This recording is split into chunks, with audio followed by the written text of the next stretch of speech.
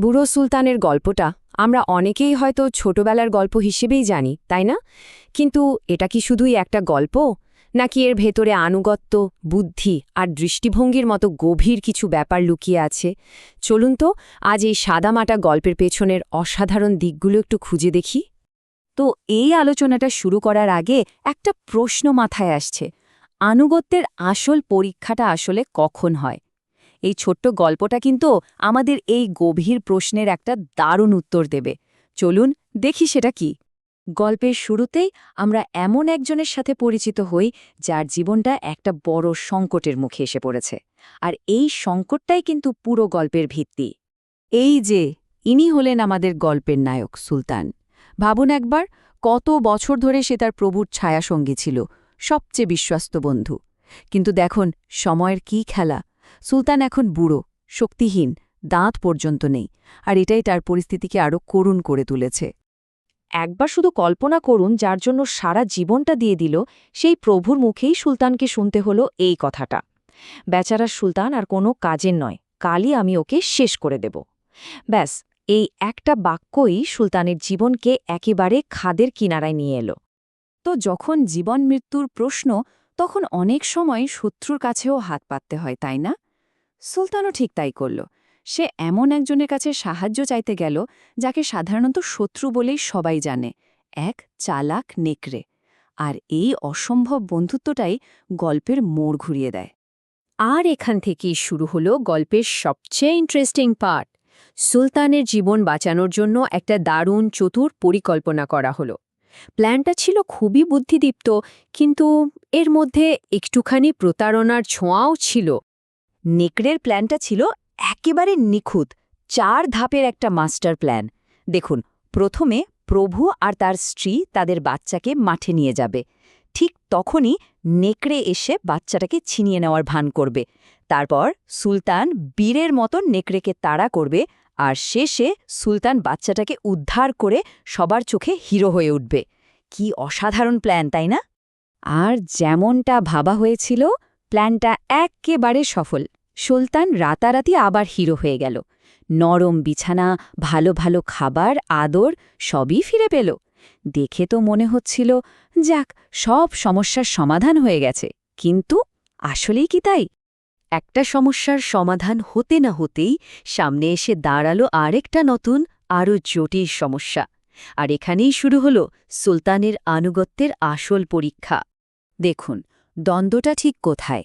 একদিকে নেকড়ের দাবি, আমি তোমাকে সাহায্য করেছি, এবার আমার ঋণ শোধ করার পালা, আমাকে একটা ভেড়া চুরি করতে দিতে হবে।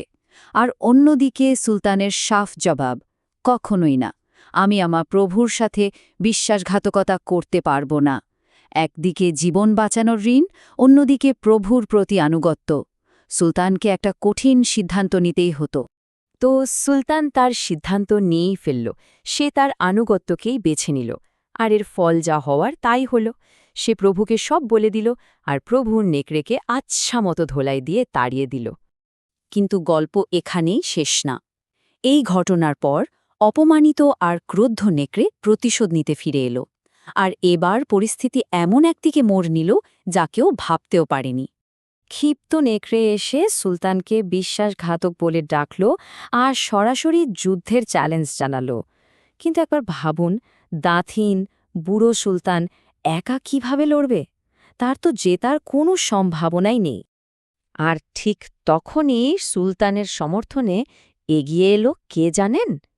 মেষপালকের বুড়ো, 3 পেয়ে একটা বিড়াল, যে কিনা লেজটা বাতাসে সোজা করে খুঁড়িয়ে খুঁড়িয়ে হাঁটে। মানে এমন একজন সহযোগী যাকে দেখে লড়াই জেতার কথা কেউ স্বপ্নেও ভাববে না। আর এখানেই গল্পের সবচেয়ে মজার টুইস্টটা ঘটে। নেকড়ে আর তার সাঙ্গপাঙ্গ, এক বুনো শুয়োর, এই নিরীহ বিড়ালটাকে দেখে যা ভাবল তা শুনলে হাসি পাবে। ওরা বিড়ালের খাড়া লেজটাকে ভাবল একটা তলোয়ার, আর তার 3 পায়ে খুঁড়িয়ে চলাকে ভাবল সে বুঝি পাথর তুলছে লড়াই করার জন্য। মানে একটা চরম ভুল বোঝাবুঝি। এই ভুল বোঝার ফল হল মোমেন্টাল, মানে সাথে সাথে আতঙ্ক ছড়িয়ে পড়ল। হিংস্র নেকড়েটা ভয়ে এক লাফে গাছে উঠে পড়ল, আর শুয়োরটা লুকিয়ে পড়ল এক ঝোপের মধ্যে। কি কাণ্ড! গল্পের ক্লাইম্যাক্সটা কিন্তু আরও মজার। বিড়ালটা দেখল ঝোপের আড়াল থেকে শুয়োরের কানটা নড়ছে। ও তো ওটাকে ইঁদুর ভেবেই কানের উপর দিল এক লাফ, আর যায় কোথায়। শুয়োরটা ভয়ে এমন দৌড় দিল যে নেকড়ের লুকানোর জায়গাটাও ফাঁস হয়ে গেল। মানে একটা ছোট্ট সাধারণ ঘটনাতেই পুরো লড়াইয়ের ফয়সালা হয়ে গেল। তো এই পুরো ঘটনা থেকে আমরা আসলে কি শিখলাম? চলুন এবার এই গল্পের আসল শিক্ষাটা নিয়ে একটু কথা বলি। গল্পের একেবারে কেন্দ্রে আছে আনুগত্য। আনুগত্য মানে কি? এটা হলো সমর্থন বা বিশ্বস্ততার একটা খুব শক্তিশালী অনুভূতি, যা যে কোনো সম্পর্ককে টিকিয়ে রাখে, কঠিন সময়ে শক্তি যোগায়। আর সুলতানের চরিত্রটা তো এর জ্বলজ্বন্ত প্রমাণ। আর তাই গল্পের মূল কথাটা হলো, আনুগত্য হয়তো সময়ের সাথে বুড়ো হতে পারে, কিন্তু এটা কখনো দুর্বল হয় না। সুলতানের শক্তি কমে গিয়েছিল, কিন্তু তার আনুগত্য এক বিন্দুও কমেনি। আর এটাই ছিল তার আসল শক্তি। এই আলোচনাটা শেষ করার আগে চলুন একটা প্রশ্ন নিয়ে ভাবি। দেখুন, নেকড়ে চতুরতা কিন্তু সুলতানের জীবন বাঁচিয়েছিল, এটা সত্যি। কিন্তু সুলতানের আনুগত্য এটাকে শেষ পর্যন্ত সত্যিকারের সম্মান আর জয় এনে দিয়েছিল। তাহলে প্রশ্নটা হলো, জীবনের কোন পর্যায়ে এসে আনুগত্য চালাকির চেয়ে অনেক বেশি গুরুত্বপূর্ণ হয়ে ওঠে?